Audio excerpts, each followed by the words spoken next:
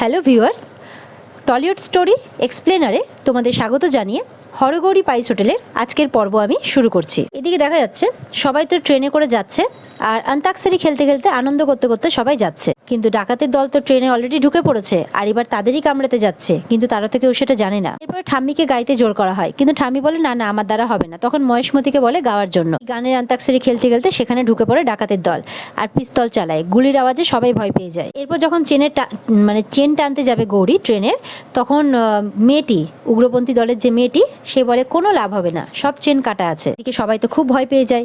গৌরীও কি করবে, কিভাবে বাঁচাবে সবাইকে কিছুই বুঝতে পারছে না। গৌরী বলে ঠাম্মি, মহেশমতি ভয় পাওয়ার কিচ্ছু নেই, ওরা যা চাইছে আমরা ওকে দিয়ে দিই, তাহলে কিচ্ছু হবে না। তখন সেই ডাকাত মেয়েটি ওই হাজব্যান্ড ওয়াইফের কাছেও যায় যাদের নতুন বিয়ে হয়েছে। ছেলেটির মাথায় আঘাত করে মেয়েটির গায়ে সব গয়না খুলে নেয় তারা। মেয়েটিও খুলে দিয়ে দেয়। এরপরে পিয়া নিজের গয়নাগুলোকে সিটের তলে লুকোতে যায়। তখন মেয়েটি দেখে নেয়, বলে কি লুকোচ্ছিস তুই, বের কর, এক্ষুনি বের কর।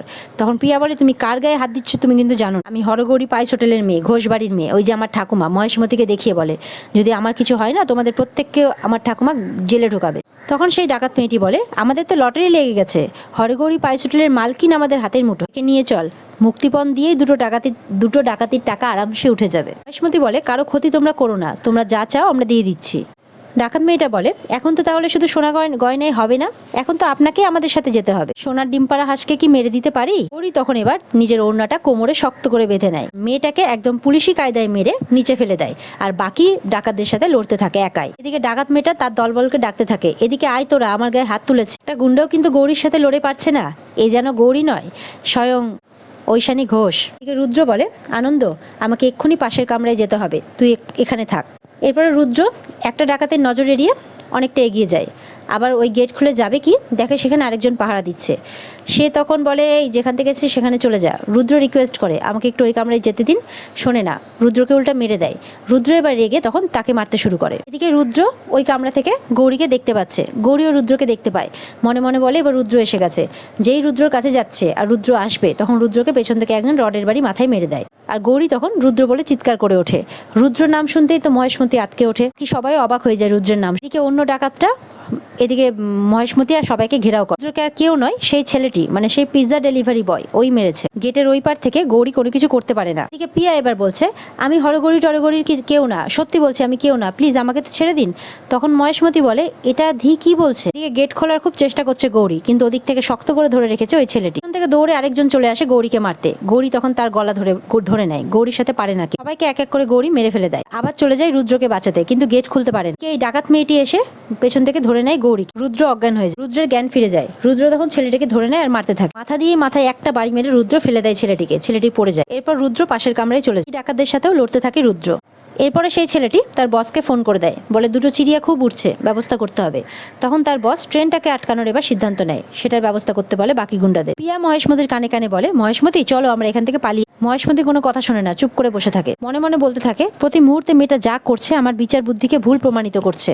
আসলে কি আমি ভুল করেছি এই মেয়েটিকে ধি বলে ভেবে? এদিকে ফাইনালি রুদ্রের কাছে আসতে পারে রুদ্র। এরপরে দেখা যাচ্ছে হঠাৎ করে ট্রেনটা থেমে গেছে। এবার আবারও গুন্ডা এসে একদিকে রুদ্রকে আর একদিকে গৌরীকে হামলা করে আর দুজনে লড়তে থাকে। মহেশমতির মনে পড়ে যায় ঐশানী আর শঙ্করের কথা, তারাও ঠিক এইভাবেই দুজনে লড়াই করে পরিবারকে বাঁচাতো গুন্ডার হাত থেকে। মহেশমতি বলে এ তো সাক্ষাৎ আমি আমার শঙ্কর আর স্মার্ট মেয়েকে দেখতে পাচ্ছি, বলে গৌরী কি আমার আসল ধি? দেখা যাচ্ছে সেই বস আর সেই ছেলেটি চলে আসে। দেখা যাচ্ছে ফটাফট গুন্ডার সাথে লড়ে যাচ্ছে গৌরী আর রুদ্র। ওই ছেলেটি বলে যে এদের দুজনের কথাই বলছিলাম, এরাই এদের এই অবস্থা করেছে, সবকটা ছেলেকে মেরেছে, আমি ছাড়বো না ওদের, এক্ষুনি লাশ ফেলে দেবো। তখন বস বলে দাঁড়া, দুজন মিলে যদি এতগুলো লোককে মারতে পারে তাহলে কি অবস্থা হবে বুঝতে পারছিস? বসও ভয় পেয়ে গেছে, চল কেটে পড়ি আমরা এখান থেকে, চল।